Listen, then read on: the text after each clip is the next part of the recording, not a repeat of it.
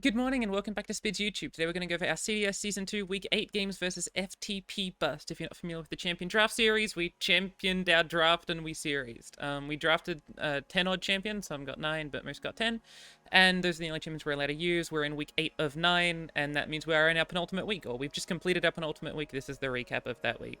And so at the very end, we'll go over what that looks like for the upcoming finals, you know, if we even make it to finals, or what that sort of delineation looks like. But my champions, as we've said millions of times already, are Gwen, Leona, Draven, Nilla, Kennen, Lucian, Sejuani, Kaisar, Gangplank, and the Porro King. And the Banner City Buster Shots, aka FTP Bust, is on Jinx, Jax, Poppy, Jarvan, Trundle, LeBlanc, Lulu, Tristana, and Braum. What will Bust bring? If you look at what it's brought recently, it's all very, very similar. So if we start at week 4, which is when Cosmic Call was nerfed, so there was a big change in everything, and also he changed his champions a lot around week 4 and week 5. In week 4 through 7, he's brought LeBlanc Trundle every single time, but it's different forms every time, right? So in week 4, it was Warden, in week 5, it was Reputation deck, in week 6, it was Spirits Unleashed, and in week 7, it was Yetis. All of these decks include Incisive Tactician, Ancient Yeti, and Trifarian Assessor, but they're all playing for this, like, Freljord Noxus beatdown that is, like, it's sort of the same thing every time. In weeks 5 through 7, he's brought Jax Braum. This is literally just Jax on, except instead of on, he's got Braum because he can't get on. In weeks 5 and 6, he brought Poppy G4 Elites, and every other deck that's missing here is just a Lulu, Poppy, a Bantley Demacia, you know, regular Yordle Demacia stuff. In week 4, Tristana, Samira, Bandletree, when he had Samira before he changed that for, I want to say, Braum. That's just Bandletree, and then in week 7 he brought Lulu Jinx. But as you can see, it's very much this sort of like mid-range. It's just mid-range, right? But unlike, you know, Grandpa Roji mid-range, where he's trying to be like much larger with things like Talia Malphite and Pantheon, it's about having like above rate units for the ratio of like mana to stats, right? If you think like Malphite is technically above rate for his stats, but that's not why he's like a big boy. But things like Lulu kind of is like 6, you know, like a 6/6 for 3 mana if you're buffing a 1/1, that sort of stuff. Like Jax is massive. Weapons get massive when you add them to other things and forge them, these sorts of things, right? Poppy buffs units. That's sort of the more mid-range stuff he tries to play, like Yetis, right? So how will I deal with Bust? I don't have that much time this week. I've got to do stuff for Worlds. I've got other things going on in my life. So I just want to work out what are my linearly strongest decks that do well into vague mid-range stuff that don't require a lot of, like, preparing, right? Like last week when we had all those elemental decks, which required a lot more preparing. If this sounds similar, this is the exact same strategy as when we fought Slay in week 1. Now, that will be slightly different because Slay we had a lot more time to prep. This time, just not as much. So how will I deal with Bust? My strongest level 1 deck is Plunder. Like, bar none, if you just look at my champions, the obvious thing to go for is Plunder. The next strongest decks are both Red Gwen and Sunburn, in my opinion. They're the only actual real decks that are below that on a tier list. Unfortunately, both of them involve Draven, so we will need to go 1 tier lower for things like the Porro King Sejuani or the Porro King Zolani, which I think are like the next tier of strength. There's not like tier 1, tier 2, tier 3. I just think like general is a delineation that's very different between these tiers. And luckily, we're able to do Red Gwen and the Porro King Zolani, because we're able to use Leona in the Zolani deck, and that way we can sort of organize things around. But as I was making this slide, I saw this word, tier. And so I've thought a fun thing we could do for the penultimate week of CDS before we start moving into the finals is to make a tier list of the sort of decks that I can bring in general. It won't have every deck that's feasibly possible, but I thought it'd be a cool idea, and tier lists are merely just an excuse to talk about decks and stuff, right? So why not do it that way? So I'll organize that. I'll be back in a sec. Alright, I've set up this tier list. All of these little images I've created myself using Photopea, and we've got our tier list things here. I've used Tier Maker like 3 or 4 times before. I'm not the most used to this site. But basically I've got these 5 tiers. S is incredibly strong. These are just like the strongest, most linearly absurd things you can do, right? We're going to put Plunder in here eventually. A is slightly under the best. It's very demarkably worse than like what is currently the best thing, right? I think like a good example for a comparison of like a meta thing would be something like PNZ Noxus burn compared to Pirate aggro, right? Like, PNZ Noxus burn is always slightly worse than Pirate aggro is in, like, the last 2 years of the game, right? It's still all right, and you can do okay with it, but you'd rather just play Pirate aggro if you wanted to play it, right? It's sort of where Annie Jin had been for a long time until Standard, right? Great in specific scenarios are for things that are very minor and linear, but like hits very certain things. We're going to eventually put Shellfolk in here, I think, for example. I want to believe very badly are things that, like, I think if most people would refer to it as copium, but like I believe strongly that if I just try really hard, I can make this idea work, and there's something there. There's some sort of element that can make it work. And D is just that it needs massive support. I can remove this full stop. That is superfluous, or doesn't fit into the system that I've already got here. Where, like, you know, this is the sort of thing where, like, if you added 2 cards that are like Sea Scarab to this, maybe this would end up going into the A tier or something, but for now it just doesn't work. Not every deck will be here, and some, you'll notice some things that double up, and I'll explain them. Again, this is just an excuse to talk about decks and, like, talk about in general what my lineup looks like with my 10 champions, and you can probably make in your head, like, comparisons of this to other players in CDS that have got certain things. But let's do this. Why not? First off, we've got Leona Gwen. I have written this down as good stuff, which I'm going to put right here. I think there's like a world in which I've got these champions unused, but I really just want like a regular mid-range sort of beatdown thing, and this can sort of work quite well, right? I don't think it's anything special, but I think it's pretty decent. I've got this as Sunburn, which is just like the Noxus Leona stuff. I think out of all of like the main linearly strong decks, I think this makes sense as something to call incredibly strong. I've got this down as like BB combo, and I'm gonna put this in the C tier. I think there's a world in which Divine Judgment BB is able to beat very specific enemies, and you'd think that this should be here, but I think like even against, if you're thinking like Divine Judgment BB combo would do really well into like absurd control, right? It's trying to beat like your FTRs, it's trying to beat your, it's another like absurd control, like darkness, right? I think that even still, it's just slightly too draw dependent to get there, but I think there's a world in which I could have brought this into a CDS if someone was on darkness, right? If someone did end up bringing Vigar Senna, or if someone did end up having like, you know, nothing but FTR as their capabilities, I think this would be a decent bring. Like if L Games didn't have like 3 or 4 of the aggro champions like Darius and Teemo, I think this could have been a good bring into someone like L Games, for example. I've got this as the Leona Ionia deck that we brought once, which I think is also just as, it's very similar to Gwen, except I think the Gwen deck is slightly better, but I think that week we had Gwen and Red Gwen, so we couldn't have done it. But I think like Leona Ionia makes this, oh, this was Roji, wasn't it? Yeah, this was Roji, again, Red Gwen. Leona Champion Strength, I think, is actually probably pretty good. I want to put it here or here. I'm going to put it here. One thing I think this points out is like, and I'll put the Porra King in first. The Porra King, I think, goes here. I think it's slightly under incredibly strong. I think, like, regular Porra King Leona has got places that it can be. But what this does, these are all of the Leonas that we have. And I really value Leona. Leona's one of my favorite champions in the game, and I think Leona does a lot of good things. But if you look at where Leona actually comes across in a tier list thing, there's 2 things that she's, like, pretty strong in. But, and let me order this. I don't think... Like, she doesn't actually make this deck important. You can put any Targonian champion here, like Diana, and it'll be fine.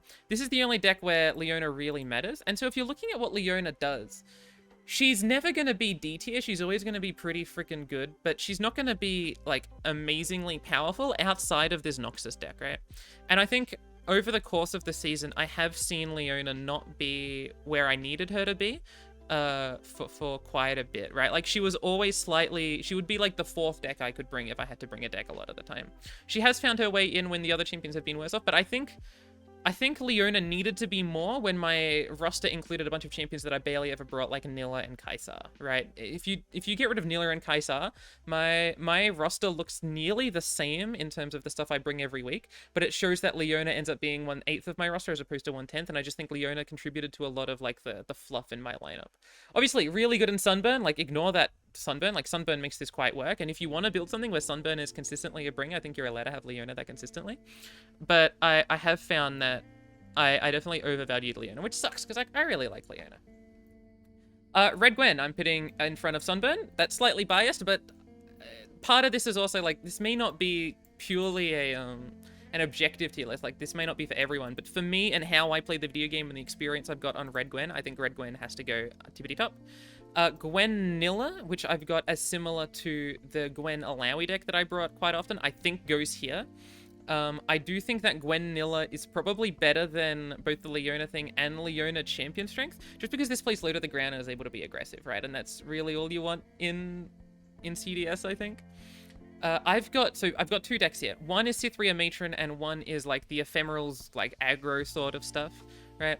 I think Cytherea Matron belongs right here. It's another deck that I believe quite badly in, but I just... Any time when Cytherea Matron's good, I'm sure if you spend like an extra hour just building decks, you can find something else that's good. And that's exactly what happened. When we were planning on bringing Cytherea Matron against Shardox, Nas said no, bring something better, and then we ended up bringing the Ken and Nilla, and it ended up being better for us, right? That's sort of what this is about. Erstwhile, this is Gwen Lucian aggro, and I think it goes right around here. I think it's very similar to the Gwen Leona stuff, right?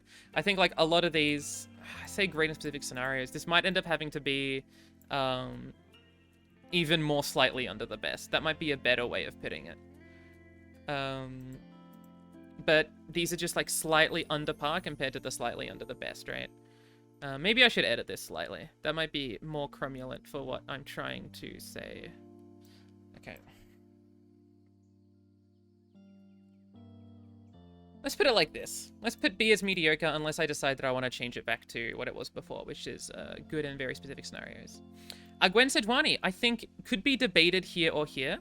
I'm going to pick Gwen Sejuani here. I think Gwen Sejuani does a powerful thing, but even like last year when I brought it to a seasonal, or I was bringing it to the open rounds or something, Gwen Sejuani sort of feels like the less good part of two separate worlds. You've got the Overwhelm package that I think is rather good at just doing regular things, like just playing Bone Club and Overwhelm units and having Noxus stuff. And like, if you wanted to play Darius Nar, just play Darius Nar. Gwen Sejuani feels like a worse version of that deck. And then if you wanted to look at it as a Gwen deck that's running Freljord instead of Noxus, I think it also just appears as a worse version. I don't put much stock in Gwen Sejuani. I think it's not as strong as the other decks. But I mean, if Gwen and Sejuani are free and we're using like Sunburn, Gwen Sejuani, and something else, I think that works fine as a lineup, right? It's just it's hard for me to see a world where I bring Gwen Sejuani and Sunburn, when instead I could be bringing Gwen, like something else, Plunder, and Sunburn, right? That just makes more sense to me in my brain. We've got two Draven Nillas here. I've got one as the Elemental deck, which I'm going to put right here. This is the Elemental deck. I think it probably is worse than the BB combo deck. And then this is going to be just like aggressive stuff from memory. Let me quickly check what my notes say about this. Right, this is aggressive stuff that also runs Tide Dancer. And I think it belongs sort of here-ish.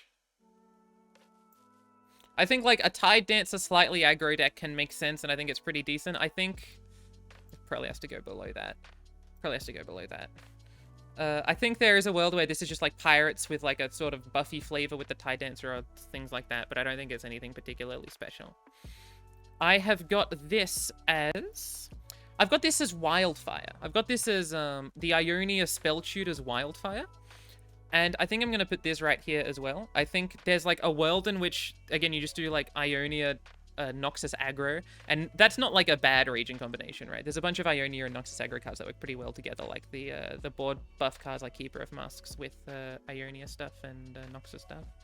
I think there's like a world where that deck is fine and you just have Wildfire and the spell draw cards as top end. I don't think it's anything too special. I've got this deck, which is something that I've played around with, but I don't think I've talked about it too much, but I really wanted to try a Flurry of Fists Might deck or anything with this region. There's a bunch of things that I think everyone's tried with at least once with like Noxus Demacia, where you want to do like Flurry of Fists, or you want to do... Oh, sorry, not Flurry of Fists. Things like Battering Ram and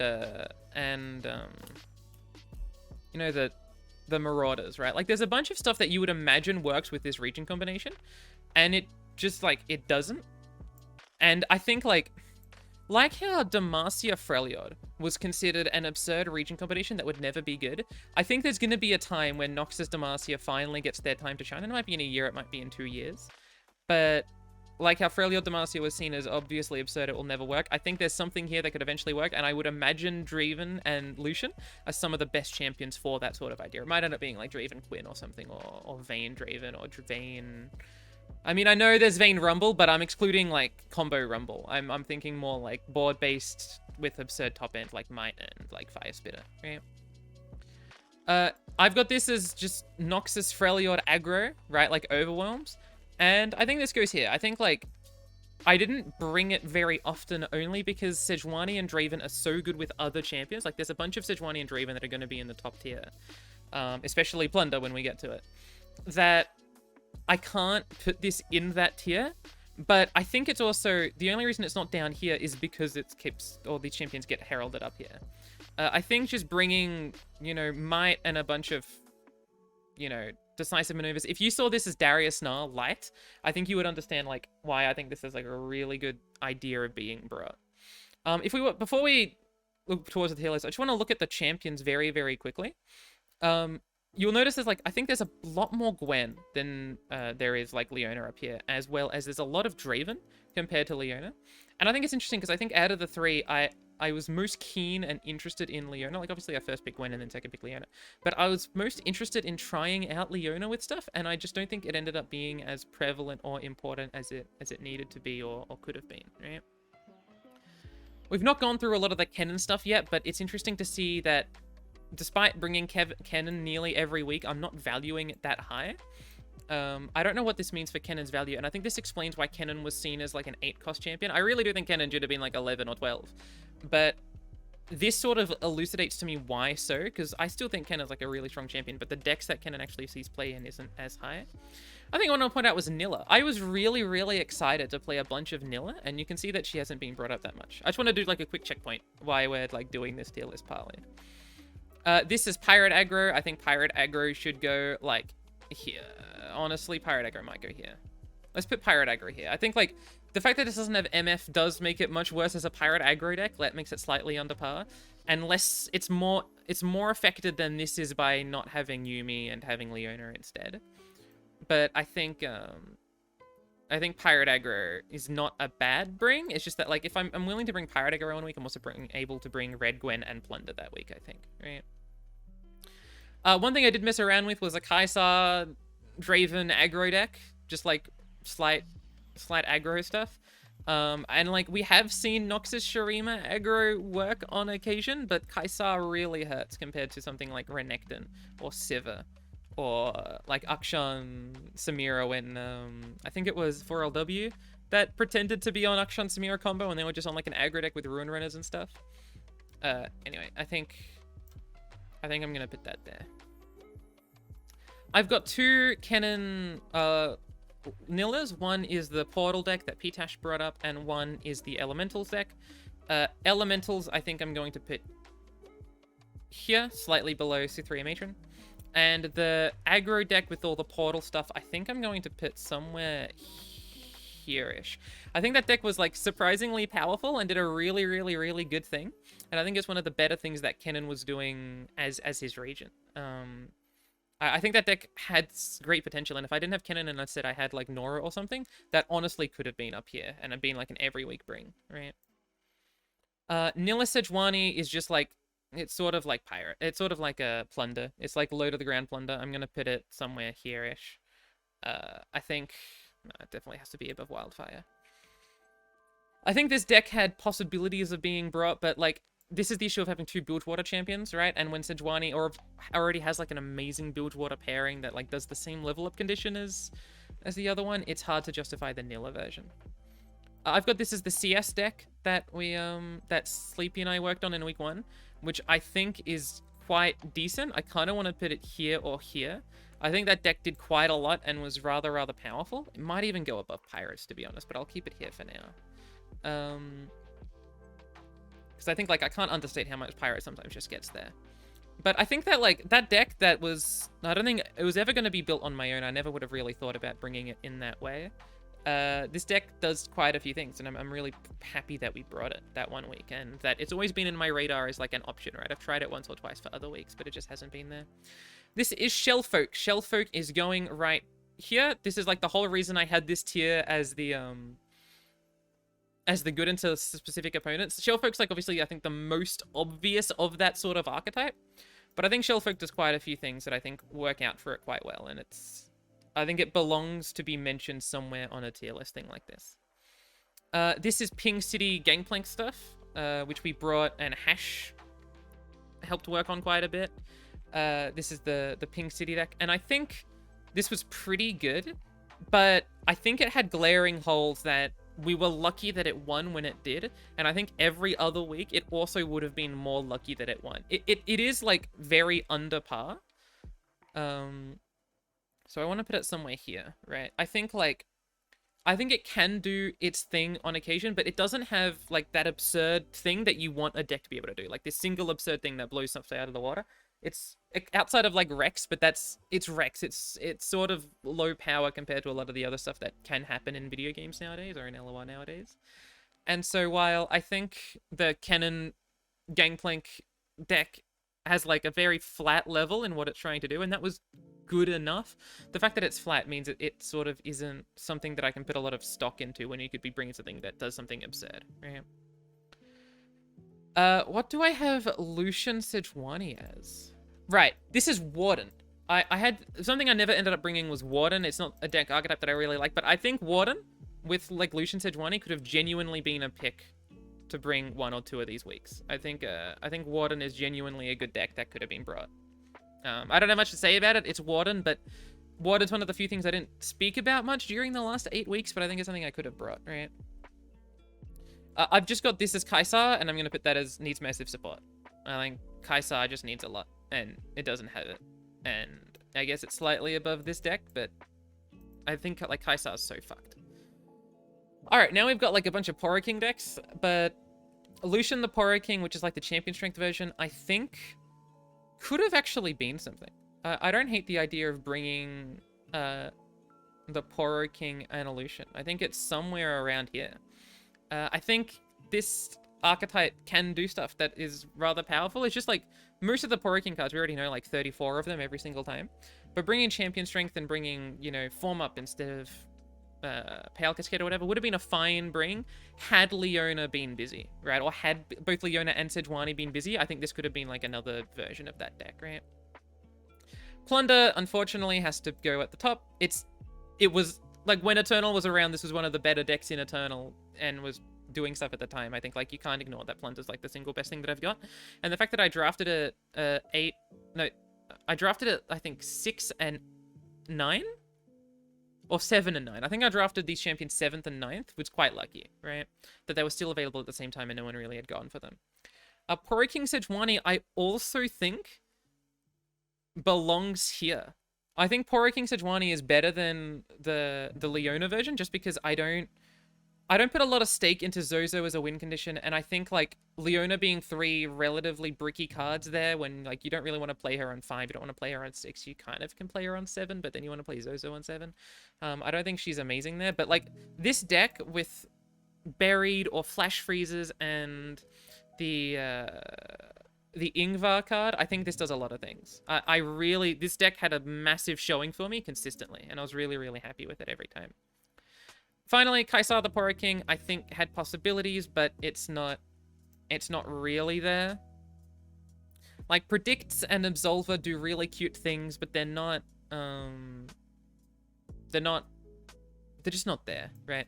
I think if Poro King was to try and find a third region, it would be Shurima. I think Kaisar makes it too sad that it's a 5-mana do-nothing, right? You can make a big daring Poro, but that's not really what you want to do, and it's very interruptible.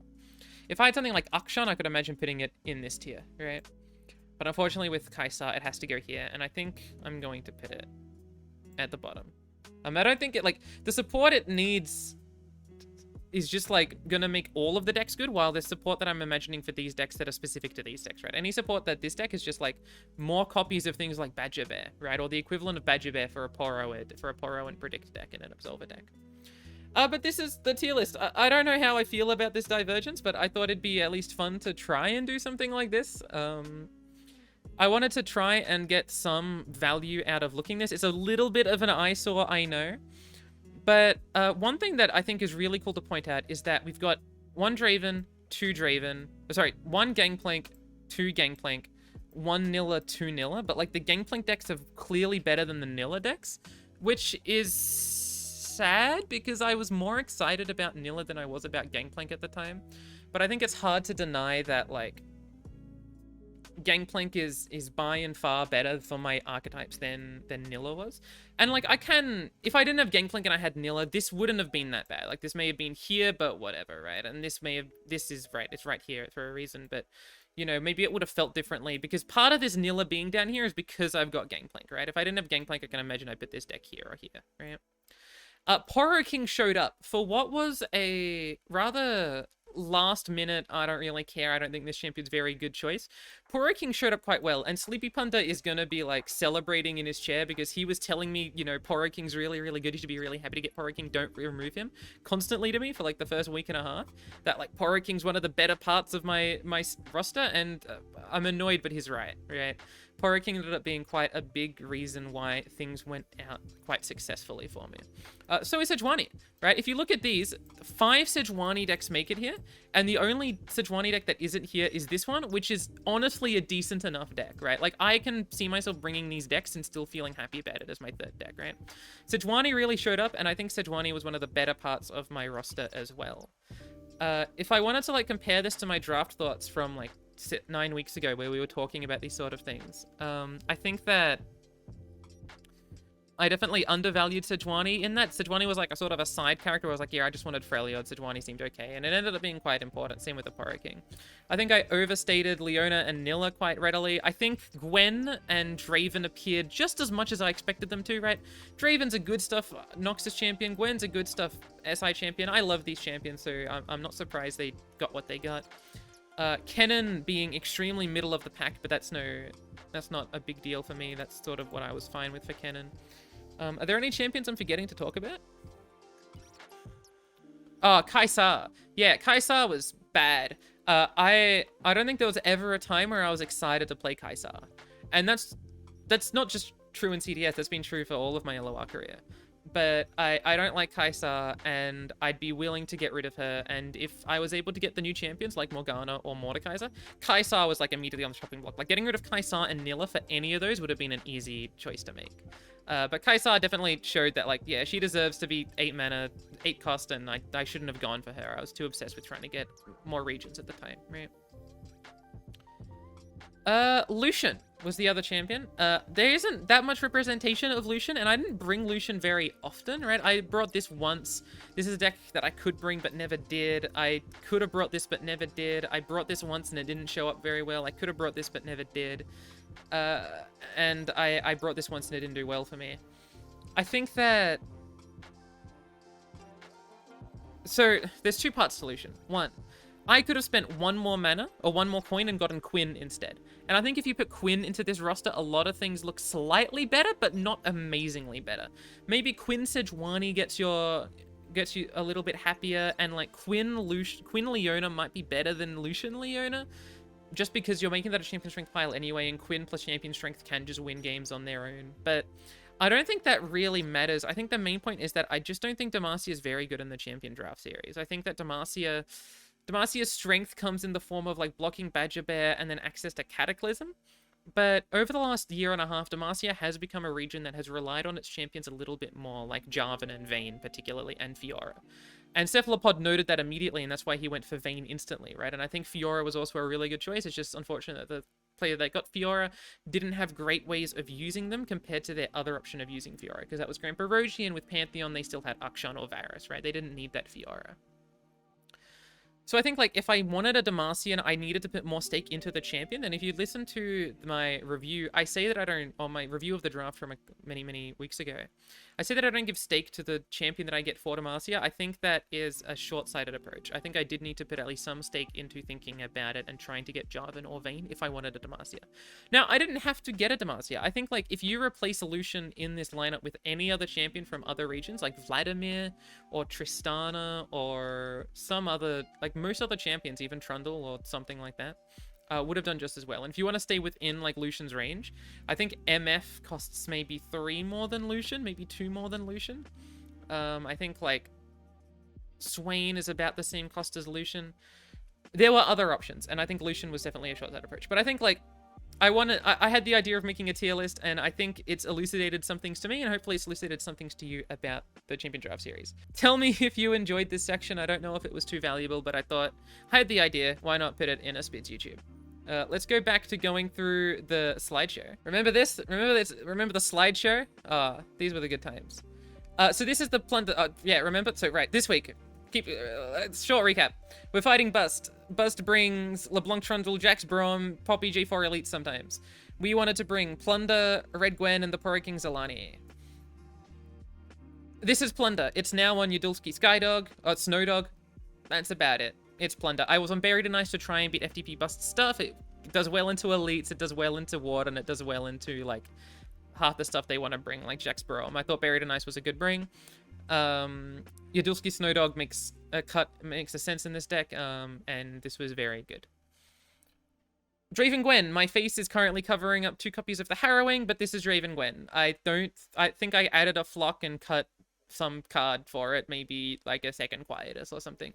It's Red Gwen. I've brought this a bunch of times. If you've watched Spidz YouTube, you're familiar with Red Gwen at this point. And then I brought Leona the Poro King, which is a deck that I actually hadn't brought, but had always been in my bar as decks that I'm able to bring. I decided to add a Ruby-Eyed Conjurer to it, just to try and give Spell Shield to Zalani the Bloodweaver, or Overwhelm to the Poro King. I think it's very cute as a one-of, and I had space for it. Because I took out the 2 Daring Poros. I thought Daring Poro doesn't really make a lot of sense if I'm not on Yuumi. Daring Poro is fine for reach, but I'm very rarely going to be able to get the Daring Poro elusives, and if I'm going to win via Daring Poro, I think I'd win via any other unit in that slot as well. If you're on Yuumi, I think having Daring Poro makes a lot more sense, because you can go for elusive win cons a lot easier, but without that, I took out the Daring Poros and added in a Ruby-Eyed Conjurer, and I think another... I want to say like a Sunburst. Oh, it was probably the 3rd copy of Leona, because this deck's normally on 2 Yuumi, so I had to add 3 for the Champion Draft Series rules, having 6 champions in your deck. So, they ended up bringing... not Jax Brom, they brought Lulu Brom, which is a Warden deck with Challenger units primarily, like Young Witch plus Rhymefang Wolf, or Lulu plus Rhymefang Wolf, or Young Witch plus Brom and Lulu plus Brom. I think this deck is pretty good, and I ended up banning it. I think, like, this deck can do really well into me. You can Empyrean Dance my Draven Gwen. You can Ward another Triumphs to get bigger than my the Poro King. It's got Ramp in it. You can challenge my units at the side. I don't have answers for challenges. Sichuan and Gangplank can probably do well enough into it, but, like, their Nuts Curve as Lulu Brom looked really, really scary to me. Like, Omen Hawk into a 4/4 Lulu buffing up a Yadulski Snowdog or a Young Witch sound like a great way to not win the video game. Then they brought Tree. This is Tree with some slight other win cons such as Champion Strength and Yordle in Arms. This deck seemed fine. It seemed less scary to me than Lulu Brom, but it does have alternate win conditions. It does have the Tristana stuff. It does have Poppy stuff. It does have the Yordle and Champion Strength stuff. This deck could have been on 2 Bandletree, to be honest, and I think it would have actually looked a little bit stronger. But it looks good. This deck looks fun, and it looks like a deck that I would honestly enjoy playing. It made sense, but I think my decks are able to do slightly okay into it. I don't have ways of dealing with the tree, but I think I can pressure them down enough. Like, they don't have good answers to Plunder outside of Concerted Strike, but if my Sejuani's leveled, then they don't have good answers to Plunder, right? Harrowing sort of beats this deck, and the Poro King deck gets to play the Poro King. They'll probably discard the Zozo with Loop Travelers, but if I get to play the Poro King and get a Snacks or 2, I will match it on size and then hopefully can beat it down, but that's probably like a 50-50 matchup. And then they have LeBlanc Jinx, which is just discard aggro, except with no Noxus cards, sans the LeBlanc. I was surprised to see no Noxus cards in this without going into the Jinx, the PNZ Allegiance guy, and you're on Sumpworks map, so I'm kind of surprised not to see PNZ Allegiance guy, to be completely honest. If you didn't want to bring, like, the good Noxus discard cards, but so be it. This deck's, like, got some cute combos, right? You can Jinx into Sunken Temple and get the Rocket instantly. You're able to do Windborn Mariner plus Iterative Improvement to get 2 damage, 2 mana, 4/2 quick attacks. This does have some interesting stuff, but it does look a little bit hodgepodge to me. It doesn't seem as if it's been overly refined. There's a lot of cute ideas in it, like Forge Chief, like Augmented Clockling, like the spell ratios that don't seem to be grounded in reality. Or, no, I don't mean grounded in reality, but don't seem to be conducive to one particular idea. 2 Mystic, 2 Get Excited, 2 Blowback, 1 Divine Whirlwind is a very weird spell ratio, right? It's got some top end and Divine Whirlwind and Blowback that is trying to deal with the units on the board, right? Like units that I'm trying to block with. but it's foregoing Get Excited and Mystic Shot as burn for it. And that's okay, but I just don't understand why you would be on Sunkwerp's map and Iterative Improvement when you could be on extra copies of the Get Excited, right? And the fact that it's on, like, not the most aggressive units, like Acorn the Hex Technician isn't the most aggressive and it doesn't really have any way of being buffed.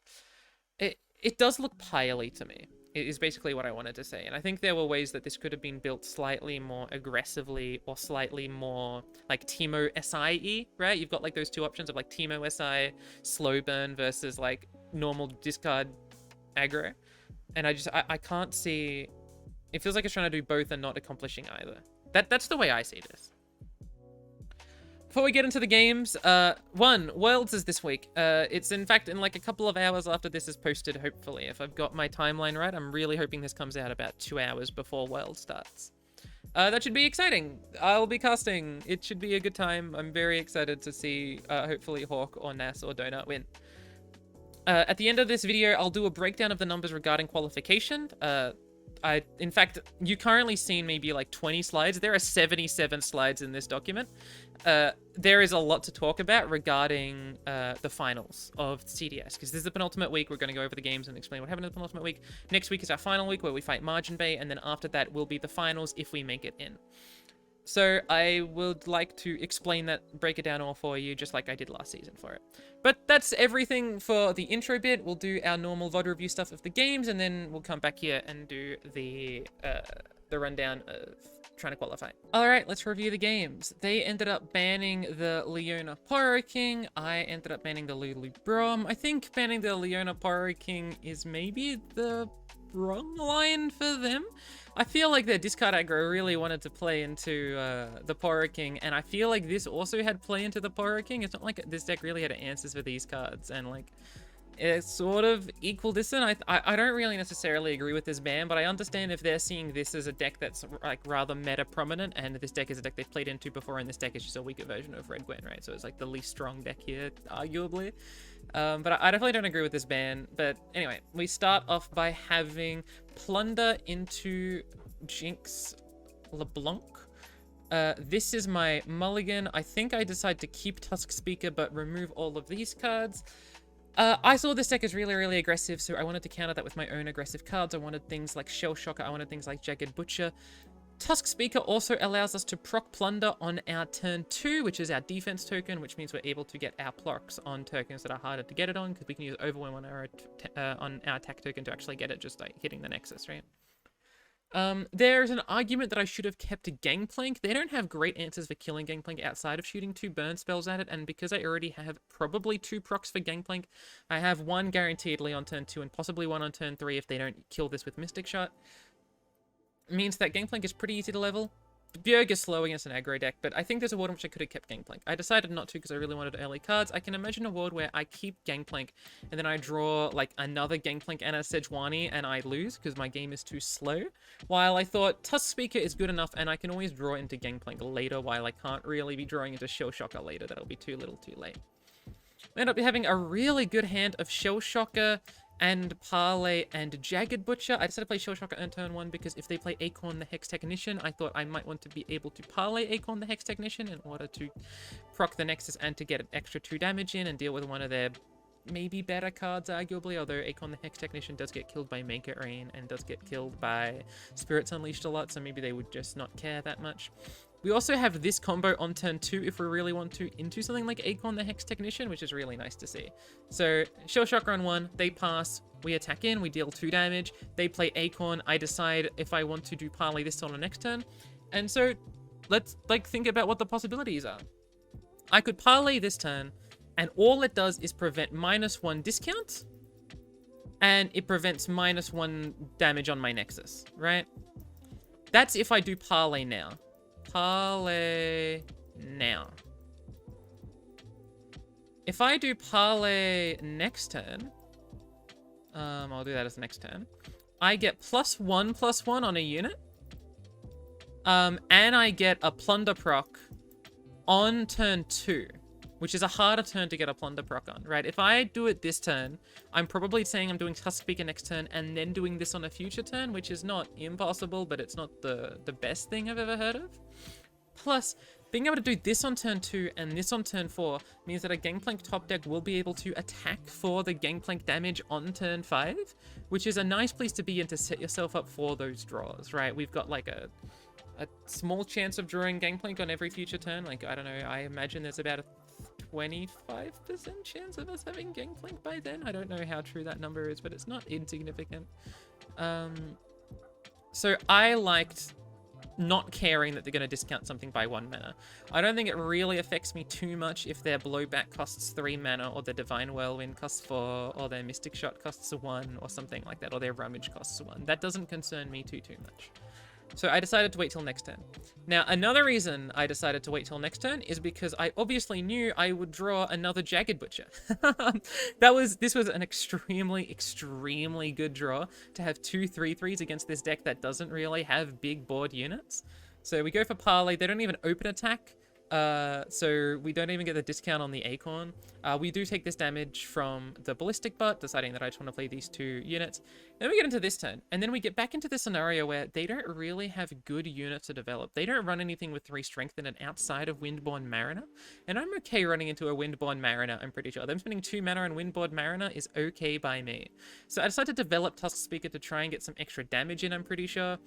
They end up thinking for a while and then playing Mayim for a draw, which is fine. Mayim can trade into the Tusk Speaker, but that's okay. They've spent a lot of mana on this, and I'm fine to see that. I decide to attack with my 2/1. They block the Mayim onto the Tusk Speaker, but attacking with the 2/1 allows me to set up this Make It Rain on this Ballistic Butt. Keep in mind, this also is getting our Plunder proc on turn 4, meaning we haven't really wasted the Tusk Speaker by doing it on the on-turn, right? The on-turn being when we have the attack turn and get the Nexus proc anyway. Because we have the second way procking it on the off-turn, right? We had Parley for the first off-turn proc, now we've got this for the second off-turn proc, and we are almost certainly going to shoot it at this Ballistic Butt, plus the Nexus when we can. This is going swimmingly for us. Goes to the next turn, they think for a while, and then eventually play Rummage, going into Windborn Mariner, and then I get just a beautiful, beautiful Make It Rain. They do Iterative Improvement from my memory, and then play Windborn Mariner plus the Acorn, which is good. They're developing units, that's fine by them. I don't decide to block, instead I decide to play Eye of Nagakebaros, and then I decide to think, what do I want to do with the rest of my turn? Using the same logic as before, they don't really have development punishes. They don't have big chunky units that are going to positively trade into my board. They have Jinx, which does trade positively into the Tentacle, but I can develop 2 units, and if they're playing Jinx, it's unlikely for them to play Jinx plus a 1-drop. They've had ample opportunity to develop 1-drops over the last couple of turns. They might just not have it, right? The turn where they played Mayim, they still had 1 mana. They could have played a 1-drop afterwards. They elected not to. Ergo, I think you can make an assumption that they might not have a 1-drop.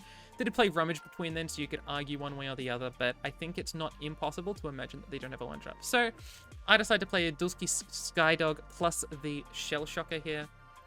Be aggressive.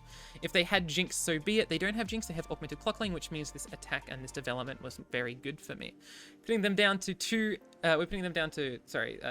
HP here with our board being developed, and they don't really have that many outs. They decide to play Jinx, so I decide to play Zap Sprayfin. They attack, and I reason that their only out involves multiple copies of Get Excited-esque burn to my Nexus. If we go down to 9 health, there is, in theory, a world where they do something like, you know, we develop this, we attack, they do get excited here, and survive, and then try and burn me out. So I decide to block with the 3/3 and conclude that I want to be able to threaten hitting with this, they're forced to get excited, and if not, we're still able to chuck wide either way. The way I kind of want to put it is that in their best hands, I think the 3/3 on the field is irrelevant, so I'm willing to block with it. But I don't know how true that is. Sorry, I blocked with the Skydog, which means that this is still dealing 3 damage, which is important because it means they have to get excited or blow back it, and it's still lethal with the warning shot. So this is like a much better block for me, but I'm trying my best to play around their hand ranges, and this is my way of thinking that I'm playing around their hand ranges.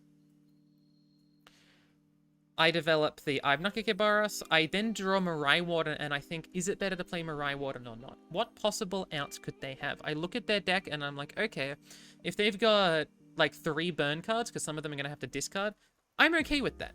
because I'm still going to be pushing in for quite wide of damage, and I also still have 2 burn in hand right now. Only 2 units need to hit the Nexus, and I'll be fine, right? They could have LeBlanc and turn LeBlanc into Sigil of Malice in hand, which is a way of them dealing with things without having to discard too much. So if they had something like LeBlanc, Sigil of Malice, Mystic Shot, they could survive this turn and get the Jinx leveled. But I think even in that instance, I'm still managing to deal 2 damage or 3 damage, 1 with Omen Hawk, 2 with the Tentacles. No, sorry, I am only... sorry, that is a loss condition, because Jinx would block something, LeBlanc would block something. Then they'd have LeBlanc, Sigil of Malice, they'd have Mystic Shot, they'd have Mystic Shot. That's 4 cards in hand, they'd have 5 ways of interacting with me. I'd have 5 things on the field. So I'd have 6 things on the field, only 1 would hit, then I have 1 burn here, 1 burn here. That would mean that I am not winning this turn. However, they would still need to get enough turns with Jinx to be able to beat me, and I'd have enough draws for things. Now, if I open in this instance, I am beating Mystic Shot heavy hands more favorably, but if they are able to do Get Excited on this and Mystic Shot on this, then I am only dealing 1 damage, and then it's the same thing. So I think it's better to assume that they don't have LeBlanc plus Sigil of Malice plus 2 Mystic Shots, as that's like the only way I don't win in this instance. And so developing the Mirai Warden felt better to me. They play LeBlanc. They do have a bunch of spells on the stack. But it is Jinx's Get Excited and LeBlanc's Sigil of Malice, which gets rid of this, puts them down to 2 because of this unit and this unit, +1 with the unit, +1 with the spell, +1 with the Tusk Speaker, and that is the first game going our way. We did do the Shen GG. I'm skipping ahead 10 seconds every time, but we did do the Shen GG, don't worry. Then now we have Red Gwen versus Jinx LeBlanc. This is what our mulligan looks like. This Redeemed Prodigy will look weird to a lot of people, but I think I justify it relatively well. Redeemed Prodigy is not particularly good into PNZ decks that are able to run Mystic Shot, and because I don't have the attack token on turn 2, it means that I'm going to be developing Redeemed Prodigy on turn 3, or I'm going to be playing it on turn 2 and then trying to open attack underneath a Mystic Shot. Which, while that isn't bad, I already have a good turn 2 play, and I'm very willing to try and find 1-drops or 3-drops, especially Draven, that I'm more willing to play on turn 3. Redeemed Prodigy is not bad at all, but I think with this hand and this curve, I'm very willing to look for other cards that aren't Redeemed Prodigy. In addition, Redeemed Prodigy is attacking into a lot of stuff that isn't particularly good for me. It's attacking into Forge Chief, and it's attacking into Ballistic Bot that's had its Augment proc once, as well as Windborne Mariner, that's a fine trade in my opinion. But I just didn't see Redeemed Prodigy doing that much better. And Phantom Butler, they can't easily kill. They have to show a Mystic Shot at it, or they have to have a Fearsome blocker. And LeBlanc is one of their few Fearsome blockers as well as Jinx. So Phantom Butler is like an amazing 2-drop, and Redeemed Prodigy is just sort of okay. So while Redeemed Prodigy is one of like the main Red Gwen cards in modern day, it's not, I don't think, correct in this mulligan. And we end up getting a good result out of this. We ended up drawing a 1-drop instead, which is much better. It allows us to attack on turn 1, get 2 damage in, and this Hollowed is actually more reliable than the Redeemed Prodigy Hollowed. We end up drawing Sabo off the top, and I decided to play Saboteur. My thinking is that if they play Acorn the Hex Technician, they are more willing to want to shove it into Saboteur as opposed to want to shove it into Boisterous Host, because Boisterous Host has a Last Breath effect. They don't really want to trade into it, and Acorn the Hex Technician can do good stuff for them, while this unit does deal a lot of damage consistently, and they're going to have to block it at some point, and blocking it is a good thing for them, which means that I am able to deal with the Acorn the Hex Technician more effectively.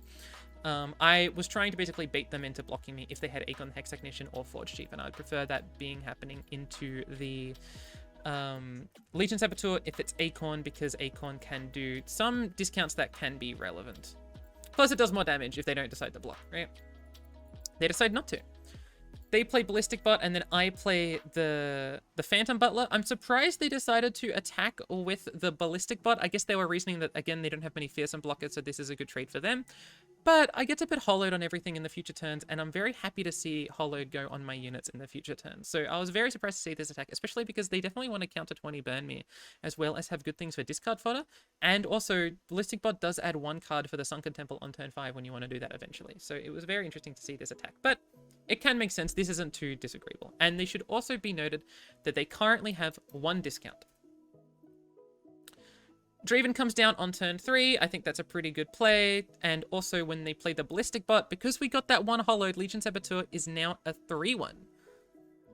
We're able to attack in here, and they decide to block with the Ballistic Bot on the 3-1 Legion Saboteur, which is very interesting to me. I would have expected, like, if you were planning on having a hand that looked like this and playing this card twice in 2 turns, to block with Acorn the Hex Technician on turn 1. I find that very interesting, but I guess they're trying to value the discounts. They lose the Ballistic Bot, but that's okay by me. They play Forge Chief going into the next turn. They then decide to play a 2-2 Acorn the Hex Technician. I don't know how it's a 2-2. Can I quickly check? Iterative.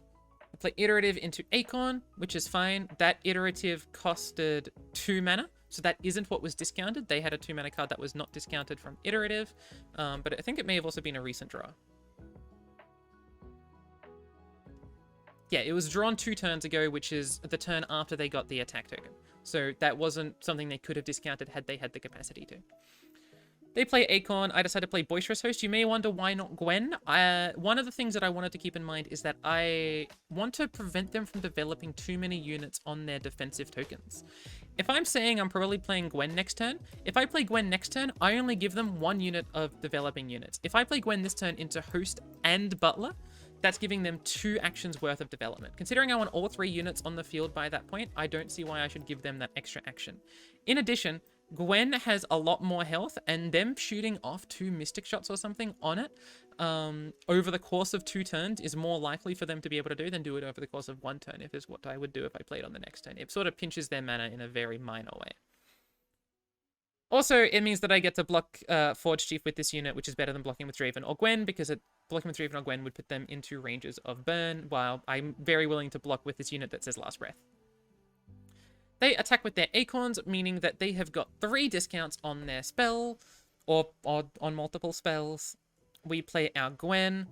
They decide to think for a while and then pass, so we attack in. I put the extra strength onto the Phantom Butler.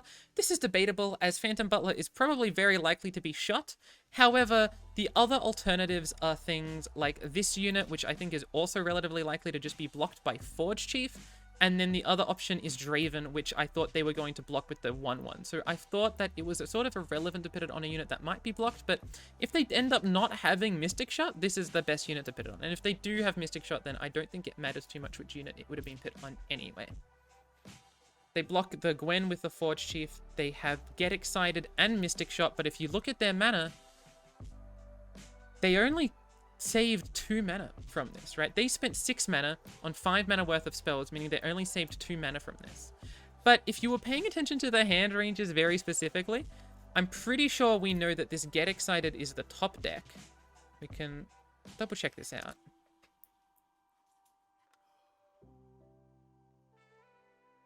Yeah, the Get Excited is the top deck. You can see that right there. And the Mystic Shot was from this corner, which means that they've had it for most of the game. To me, this implied that they don't have any other spells. Now, if they had no other spells, I don't know why they would protect the Acorn the Hex Technicians all that much, but that's what I read out of that. They kill these units. They don't have much threat density, and we're still doing really well on board. This is an amazing position for us to be in. They end up going to next turn and then top decking and playing another Acorn, but we're able to draw our Ruined Reckoner, which just feels amazing. This allows us to level Gwen, which means that on our next attack token, Gwen's Snip Snip will become a Snip Snip Snip, which means it can deal even more damage based on the strength that we give it, and we can give it strength really easy with Draven Axes. So there's quite a few things we can do there. You can obviously save the Ruined Reckoner for next turn to double up on the Hollowed procs within a given turn. So right now we've got, I think it should be +2 Hollowed procs. Pretty sure that's the case. We should have +2 Hollowed procs. That means Gwen will be at 5 this turn and then level up to have 6 if we do it that way. If we put both of these Holloweds on the same turn, it means that she would be attacking for 8 on the second swing, which is -4 health.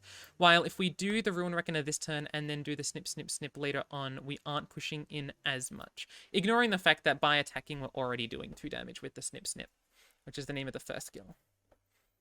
I think for a while, and then I decide that I just want to play the Ruined Reckoner because it's also a body, and I like developing bodies and being able to attack real evenly, but you can see worlds where the burn damage does change things quite a bit. Their last card was Jinx. It was not a spell. So I decide to put the thing on the Gwen, heal up the 2, level her up, try and get a block through, and figure out what's happening after this. They block with the Acorn. They do this. They do the Rocket, and I do Glimpse Beyond now. You may have noticed in an earlier turn I had the capacity to Glimpse Beyond, and I didn't when they were doing the spells on the stack on the attack token. I probably should have Glimpse Beyonded there. I was honestly just vibing to the music. One of the reasons I'm not showing this live is that I just had music on in the background the whole time, and I didn't want to play that back to relay that to you. But I could have done Glimpse Beyond earlier. It doesn't really matter, I don't think, in the grand scheme of things, but I think it's technically a misplay to have held onto it for now, but it's just something I wasn't even thinking about at the time. I play Glimpse, I get another Ruined Reckoner, they attack in, I try and figure out what their outs are, and I decide their outs are being able to do double Mystic Shot on Gwen, and then burn me out with Jinx Rockets, and hitting in with the 4-2 is largely irrelevant. I'm going to be trying to, I'm going to be trying to win through Snip, Snip, Snip, or this Overwhelm unit, and so I can put this into here and feel okay with it. That's fine by me. I decide to block. Now we've got Fervor and Fallen Reckoner, and now we've got to figure out some math. This tells me that I've got 3 hollowed, I'm pretty sure. Pretty sure this tells me I've got 3 hollowed.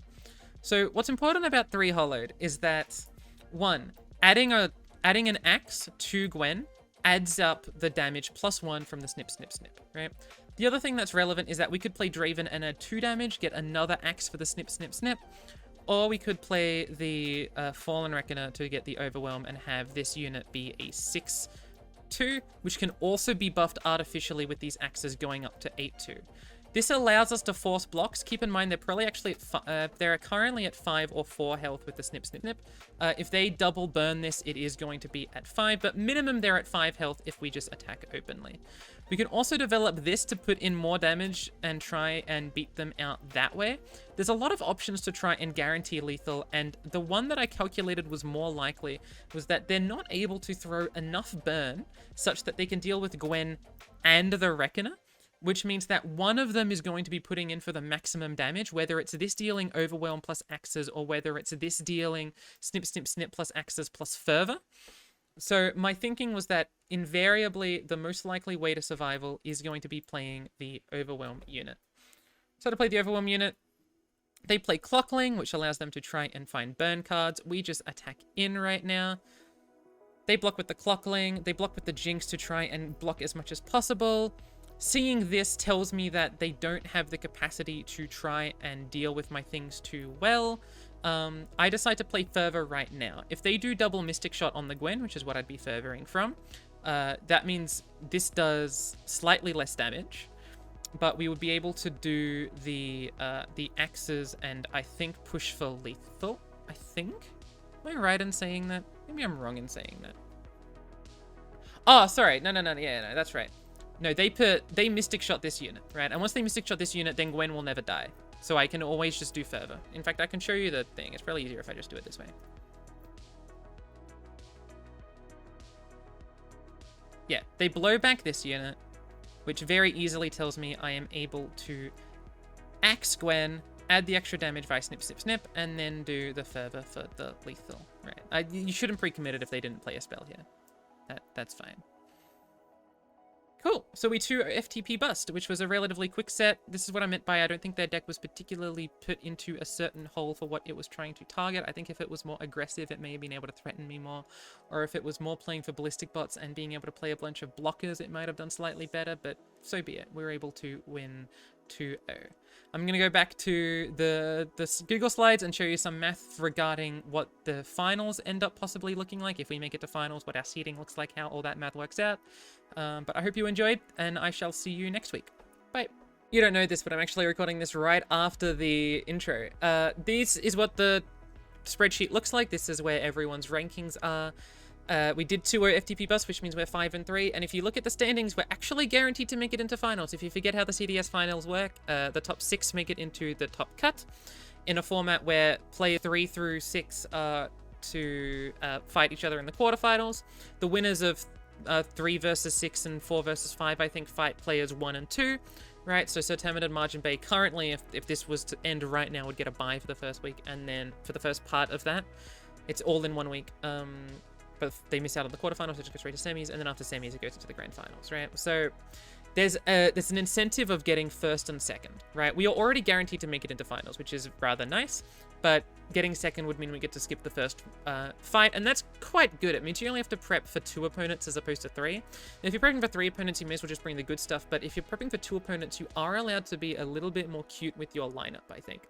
So getting into the top 2 would be quite nice, and also it reduces stress, right? Instead of having a 25% chance to win, you have like a 12.5% chance to win if you're in the bottom 4, right? And the top 2 get a 25% chance to win, so it's slightly better, right? So these are the 5 games for the final week. L Games versus Termit, Spidz versus Margin Bay, Grandpa Roji versus Slay, FTP Bus versus Cephalopod, and Shardox versus J Sensational. We can ignore Roji versus Slay, unfortunately. They are unable to make it. So let's just start by focusing on Spidz versus Margin Bay. If we're going to get top 2, right, and the rest of this, all of this, by the way, the rest of this entire video is just talking about how we can get to top 2, right, because we're already qualified for finals. Spidz versus Margin Bay. We have to win if we want to try and get to top 2. If we lose, obviously, we're not getting to top 2. So this is like a guaranteed thing. We have to get top 2. So in theory, when we win, we'll be 6 and 3, and we'll either the 15 or 16 GP or points. If you forget how the point system works, if you go 2-0, you get 3 points. If you go 2-1, you get 2 points. If you go 1-2, you get 1 point. If you go get 0-2, you get 0 points, right? Points are used as a tiebreaker after the win-loss record, right? So if we were able to beat Margin Bay and no one else was playing, we would actually be tied with Termit, right? Because we would both have 15 points, and it would be 6 and X. Margin Bay, obviously, by losing, would be at 6 and 3, and either have 13 or 14 points, depending if it's a 2-0 or a 2-1. Let's talk about Shardox versus J Sensational. They have the exact same score, meaning that it doesn't really matter who wins out of that, because our math is not going to change either way. So I'm going to, for the rest of this, pretend that Shardox beats J Sensational in most of these theoreticals, but it doesn't matter who wins, it just matters how they win, right? If they win 2-0 or 2-1. Because getting 2-1 would mean that one player gets 2 points, the other player gets 1 point, and if it's 2-0, then one player gets 3 points, the other player gets 0 points. You might notice here that there's a possibility for Shardox and I to both be 6 and 3 and have 16 points. If that's the difference between second and third, what's the tiebreaker? How do we determine who gets second and who gets third if the points and the win-loss record are the same? In the event of an impactful perfect tie in scores for placements, the player with the least game losses overall takes the lead. If tied still, a special match will be rescheduled to settle the score. If you're confused how you can have different amounts of losses but still have the same points, take these 2 players, for example. Player 1 is 6, they're both 6 and 3. Player 1 gets 4 2-0s, 3 0-2s, and 2 2-1s. They have got 16 points, but they have lost 8 times, while the second player has 2-1'd 5 times, 2-0'd once, and 1-2'd 3 times. They're both 6 and 3. They both have 16 points, but player 1 lost 8 times. They have 8 losses within games. And the second player lost 11 times. They have 11 losses within the game. So that would be the delineating factor. Player 1 would have priority over player 2 here. So now we need to count something called the TLC, or the total loss counter. So I have gone 2-0, 1-2, 2-1, 2-1, 0-2, 2-1, 0-2, 2-0. I'm not going to do that song and dance for all of them. Basically, if you count our losses, we have lost 9 times in our 6 and 3 journey, or in our 5 and 3 journey, right? I'm not including round 9 in this because we haven't done that yet. Currently, we have 9 losses. That's what right iron means right now. But we could have 10 if we 2-1 Margin Bay as opposed to 2-0. J Sensational has got this record. They have got 9 points right now. Shardox has got this record. They have also got 9 points right now, showing that Shardox and J Sensational are exactly equal in this instance. Cephalopod has got 8. So Cephalopod's even harder to deal with, right? Cephalopod has got 8 points right now. Margin Bay also has 8 points right now. You might have noticed an X when you were looking at the Shardox page. It's because Margin Bay slept in and thus had to do a forfeit. That counts as 2 losses, 2 game losses. And Shardox got no game losses for that. So Margin Bay has 8 points right now. But keep in mind that we need to beat Margin Bay anyway. So it doesn't really matter that Margin Bay has 8 points right now. By beating Margin Bay, we will have gone 2-0 or 2-1. So Margin Bay will end up with 10 points no matter what. Doesn't really matter that Margin Bay's got 10 points because we will always be higher than Margin Bay on game points anyway. So like the total loss counter and the game points, it's sort of irrelevant. So just keep in mind that they have 10 when they end, and we're going to separate RN and N for this. If any of this is confusing, I understand. Making this was my method of understanding it all. So it's very procedural as opposed to formulaic, right? If that makes sense. This is the process I use to work through all this. It's very Spidzian, but hopefully you get something out of looking at it this way. All right. Sir Termund has got 9 points right now due to their record. So that's all of the TLC, the total points. This is what we're looking at right now. I'm going to add this little section here, because now what we're going to do is we're going to build a giant tree diagram of all of the possible permutations for all 4 of these matches. And considering each match has 4 possible permutations, for example, L Games 2-0, L Games 2-1, Sir Termund 2-0, Sir Termund 2-1. This is going to be a massive tree diagram, but it'll be shortened once you realize that a lot of the things can be doubled up or shown to be that way. First, scenario 1, we 2-1 Margin Bay, right? There are 2 scenarios at the start of our branching tree. One is we 2-1 Margin Bay, one is we 2-0 Margin Bay. We don't have to worry about losing to Margin Bay, because if we lose to Margin Bay, none of this matters anyway. We can't top cut if we lose to Margin Bay. Or we can't get to top 2, sorry. We can't get the extra skip around. So, scenario 1, we 2-1 Margin Bay. You will see that I have updated the points and the end and right now things, but that's what it is.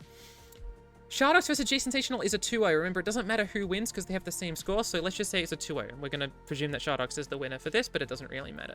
This gives Shardox 17 points and gives J-Sensational 14 points, with Shardox having a 9 end of the TLC and J-Sensational having 11 end of the TLC.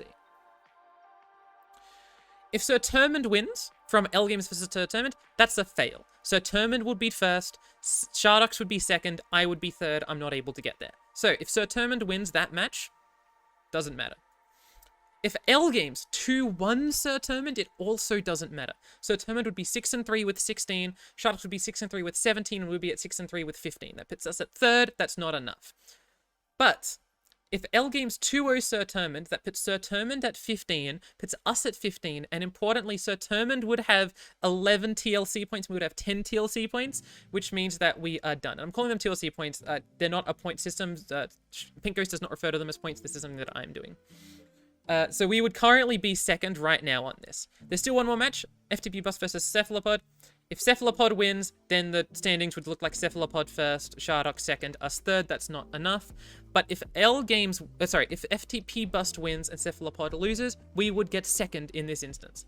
So scenario 1 of possible success is a 2-0 on Margin Bay, a 2-0 for J-Sensational or Shardox, a 2-0 from L Games onto Sir Termund, and Cephalopod losing to FTP Bust. Sorry, this is where we were at scenario 1. Let's go back to Shardox versus J-Sensational, right? If you think about it as a tree diagram, we've exhausted the branch of Shardox and J-Sensational going 2-0. So let's talk about if Shardox and J-Sensational go 2-1 instead of a 2-0. This does matter because it means Shardox will have 16 points instead of 17 points. And it also changes the end value, right? The end value of Shardox changes quite dramatically to 10. It will matter in future. I don't think it matters this time around, but this is just me going through the thought process. Again, L Games has to 2-0 Sir Termund. If Sir Termund won, then it would be Sir Termund first, Shardox second, us third. So just we can already rule out all the Sir Termund stuff. Again, if Sir Termund goes 2-1, again, it would be Sir Termund, Shardox, us. So L Games has to 2-0 Sir Termund, and then right now it's Shardox and then us being better than Sir Termund due to the TLC. Again, same logic as last time. Sorry, I got a phone call. Same logic as last time. If Cephalopod wins, we wouldn't make it, but if Cephalopod loses, we make it. These are our 2 scenarios that we've put forward ahead of us. You'll notice that they're pretty much the same. It doesn't matter if Shardox or J-Sensational goes 2-0 or 2-1 because the point that Shardox has doesn't actually matter for this instance. It will matter in future for other branches of the tree diagram.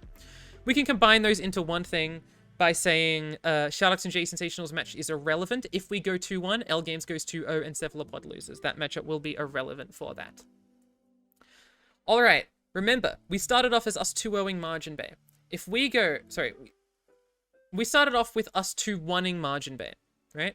If we go to instead 2-0ing Margin Bay, we start getting into scenario 3. We're going to the other half of the tree diagram. Let's again start with Shardox and J-Sensational going 2-0. It doesn't matter who wins, just there's a 2-0 there instead of a 2-1 there. If Sir Termund wins from this, it's a fail again. right? So Termin's 7 and 2 with at least 17 points. Shardox is 6 and 3 with 17 points. We're 6 and 3 with 16 points. We can't make it. If L Games 2-1 Sir Termint, however, Shardox would be first. We would be second because Sir Termint has more losses than we do, and we still have the possibility of making it. Then, same logic as before, Cephalopod wins. His 6 and 3 is too high. Cephalopod loses. We would be second. Cephalopod would be much lower down, so that would be a success. Our third scenario for success, we 2-0 margin B. Shardox vs Gestationals are 2-0. L Games 2-1 Sir Termint, Cephalopod loses, right? It's separate. It's different from last time because L Games is able to get an extra loss, right? So Termint's able to get a win in there. That requires us not to lose against margin B. There is a slight difference in these. Let's go back to L Games 2-1ing Sir Termint. L Games could instead 2-0 Sir Termint, and it's the same deal with Cephalopod regarding who wins or who losses. So these are very similar scenarios, right? L Games actually doesn't matter if they're 2-1 or 2-0, so we can syncopate those and say as long as L Games wins at all, we're able to success. I'm calling this the double 2-0s line, right? All that needs to happen is we 2-0 Margin Bay and we 2-0 Shardox vs G Sensational. L Games just needs to win, and Cephalopod needs to lose, and FTB Bus needs to win. Let's go to more scenarios. We started with J Sensational and Shardox going 2-0. What happens if they go 2-1? This is where it matters. This is where we're tied at 16, but we have a better TLC. Our end score is better. Let's say Sir Termint wins, right? No longer is Shardox always higher than us, or J Sensational, if J Sensational is to win that one. We're actually second right now. It'd be Sir Termint, then Spidz right now. So again, same Cephalopod stuff where he would be second if he wins, and he wouldn't be second if he loses. But now we've got a scenario 5, where Shardox and J Sensationals are 2-1, which means Shardox is no longer above us in this instance because we have 2-0'd Margin Bay. There's like that's the dichotomy, right? We're 2-0'ing Margin Bay and Shardox and J Sensationals are 2-1. That's what's differentiating this from the previous stuff. Now Sir Termint is allowed to win when he wasn't ever allowed to win earlier for us to be able to get top 2, and Cephalopod still has to lose. We've got one final scenario. This is where we were at last time. Let's say L Games beats Sir Termint, right? Which is typically what has been better for us.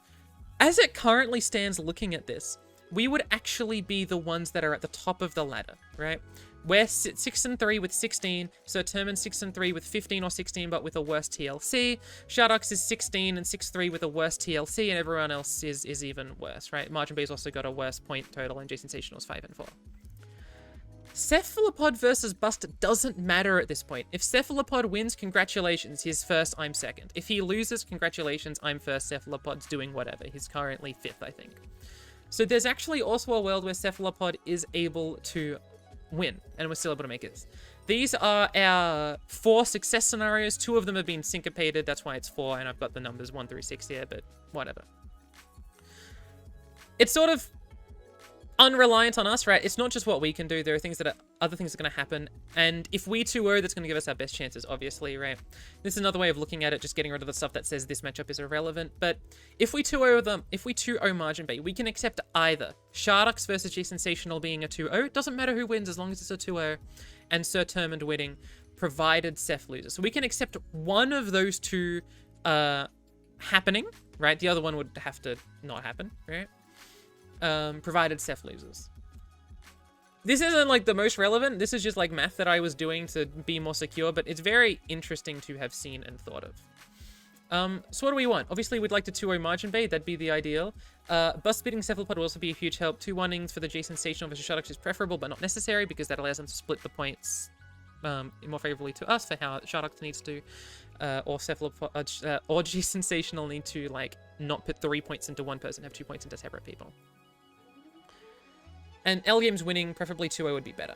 Basically, out of all of these 4 conditions, at most 1.5 of these can have the permission to not go our way. That's the way I see it, right? So it's not, we're more likely not to make it than make it, but it's not that far off, right? There's like maybe a 37% chance of it happening, right? If there's 8 possible outcomes, it's more than 8 possible outcomes. There's what, 16 possible outcomes, 6 of them are favorable. That's what, 40%, something around that? Maybe 35. So not the best, but not the worst. End of the day, if you want to syncopate all of these, whichever player isn't able to qualify, so like Bust and Slay, not Bust and Slay, Bust and L Games, if they win, that'd be better for me. And then Shardox and J Sensational will just need a split. I spelled Shardox wrong. Oh no. That totally wasn't on purpose. Anyway, this whole section took me about 2 hours to make. Every single time I wanted to edit how this looked, I had to edit it for every slide because this is all a bunch of slides. But yeah, I hope that was interesting to break down what the finals look like. I don't know if anyone else is really going to be going through this, so I think it's also helpful for like Cephalopod, who will inevitably watch this video, to understand like what the finals look like. But obviously for Cephalopod, I don't think it really matters. I think if Cephalopod wins, he makes it, right? No. Yes? Yeah, if Cephalopod wins, he makes it because Margin Bay can never kick him out. I know matchmaking can come out by just going 7-2. I know, so Cephalopod, I mean, it kind of matters Cephalopod, but not really, right? Like, at the end of the day, Cephalopod just needs to win to have the best chance. It doesn't matter what everyone else... He doesn't have that much control, right? I guess neither do I. Anyway, that was the math. Hope it was useful. Hope you had fun. And I shall see you next week for fighting Margin Bay. Possible world winner.